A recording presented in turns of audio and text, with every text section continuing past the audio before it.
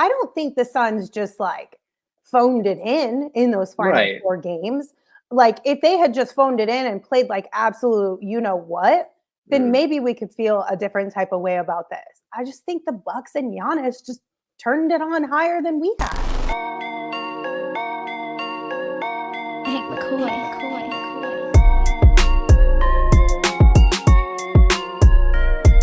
So Mikal Bridges, former Phoenix Sun, went on a podcast and spilled a little bit of tea around the mindset of some of the guys on the 2021 finals team. Here's what he had to say. And I remember going up 2-0. So we was good. I was like, oh, we about to win the chip. Because look, especially in the West, especially then, like the West all had tough teams. East, we were like, whatever, you know?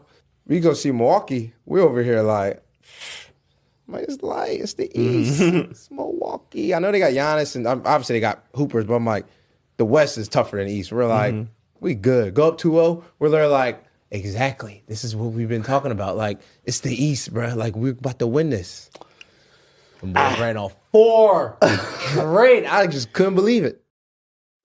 So there are a lot of emotions around what Mikal said right now, flying around on the internet.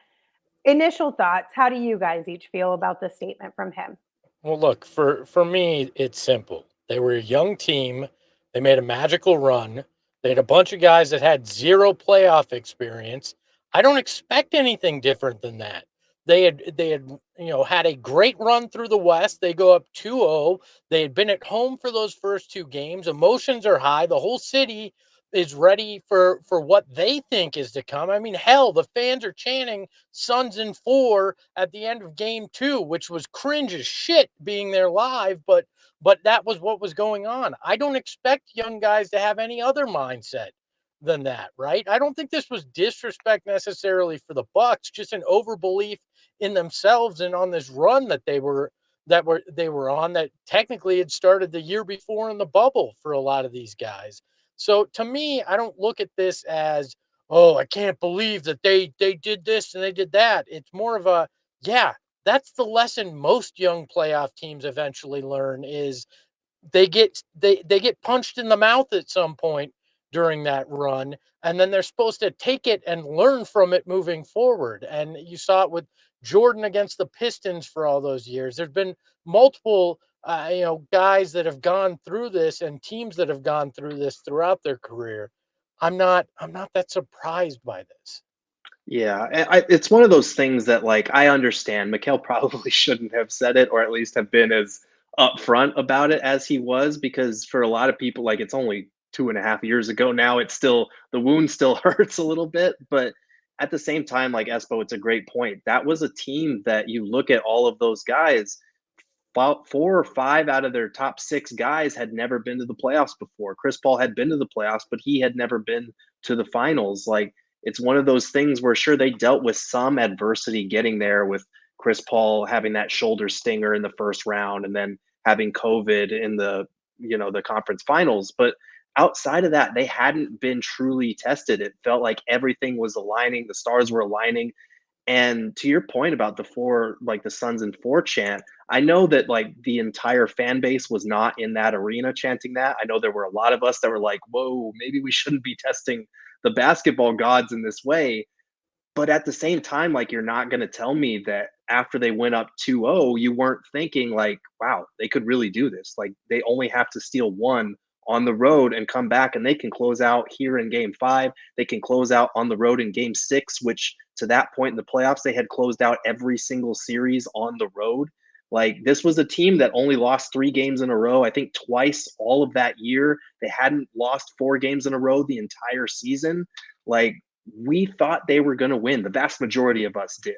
And that I understand there's a difference between fans and the actual players. But at the same time, like, if we feel it as fans, the guys on the court can feel it. They can feel that we've got this. We're beating this team. We can do this.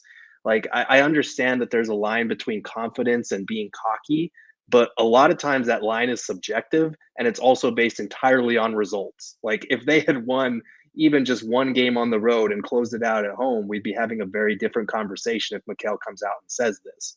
So I don't think it's a bad thing that these confident talented players who believe they're the best in the world looked at Milwaukee after going up 2-0 and said, yeah, we should win this. I understand it hurts, but getting upset about it, I just don't see the point.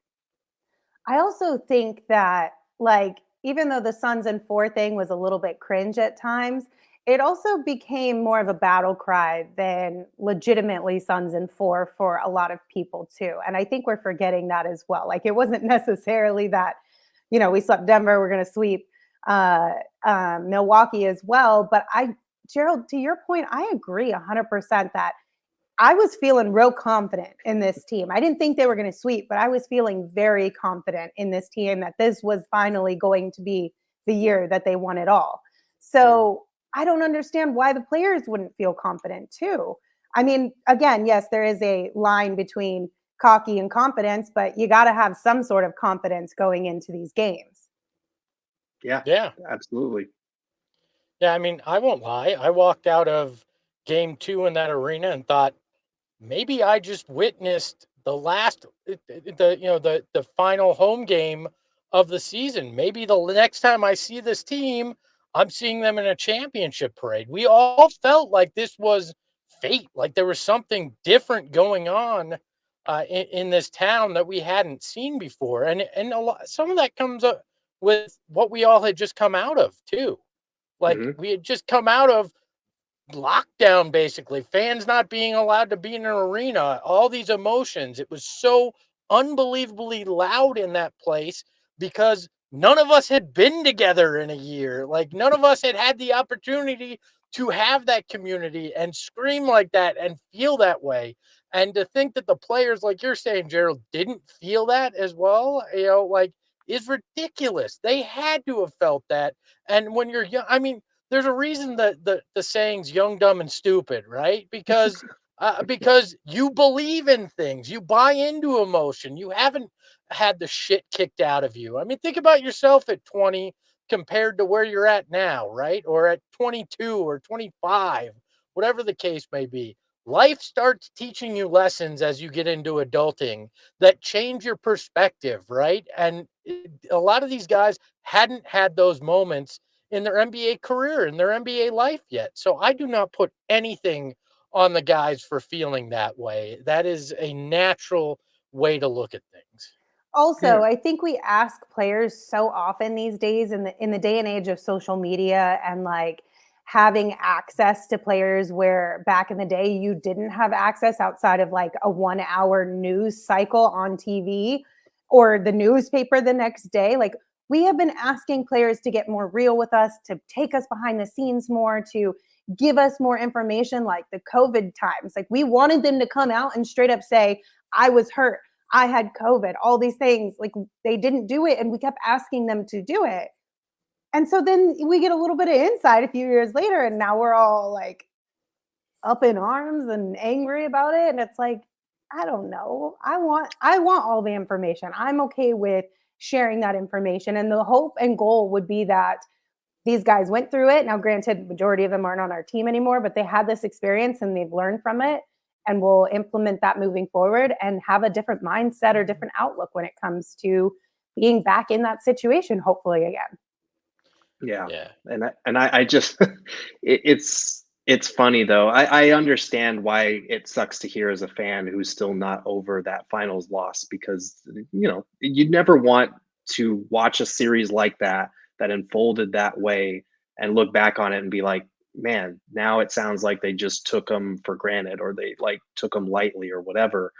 But at the same time, like you said, Linz, we keep asking athletes to be honest. We keep asking them to be real with us, and when they get these questions, instead of giving us these cliched answers. But every time that an athlete does that, it seems like we fire back with, okay, well, not like that though. Okay, but not this time. Not this time. Right. Not that honest, please, no. Oh my goodness. Look, also, I don't think the Suns just like phoned it in those final 4 games. Like, if they had just phoned it in and played like absolute what, then maybe we could feel a different type of way about this. I just think the Bucks and Giannis just turned it on higher than we had. Thank you. Giannis dominated in that back half, right? He was hurt in the first 2 games. He dominates in the back half of that series, and we're supposed to believe it's because Mikal Bridges and some of the Suns thought they were a better team?